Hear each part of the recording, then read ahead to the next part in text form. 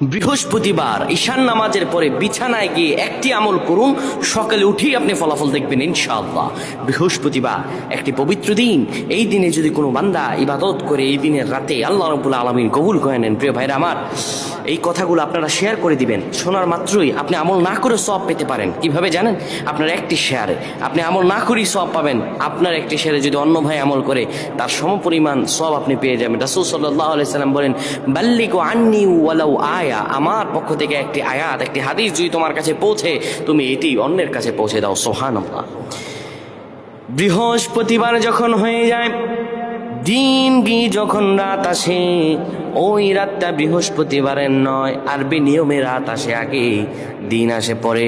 রাত গভীর হয়ে যাওয়ার পরে কোনো বান্দা যদি ঈশানের সালাত আদায় করে, একটা পবিত্র বিছানায় যখন যাবেন আপনি, ওই বিছানাটা যেন পাক ও পবিত্র হয়। ওই বিছানায় আপনি সুন্দরভাবে বসে যাবেন। তারপরে বসে যাওয়ার পরে আপনি দোয়া পড়তে থাকবেন, আর রহমান আর রহমান 7 বার পড়বেন। এরপরে পড়বেন আল্লাহুম্মা বিইসমিকা আমুতু ওয়া আহইয়া, ঘুমানোর দোয়া পড়বেন। এরপরে বুকের মাঝে আপনি দুরূদ পড়ে 10 বার মনের আশাগুলো নিয়ে আল্লাহর কাছে দোয়া করে পবিত্র বিছানায় ঘুমিয়ে যাবেন। আমার আল্লাহ মুহূর্তের মাঝে আপনার দোয়াগুলো কবুল করে নেবেন। আল্লাহুম্মা আমিন বলেন।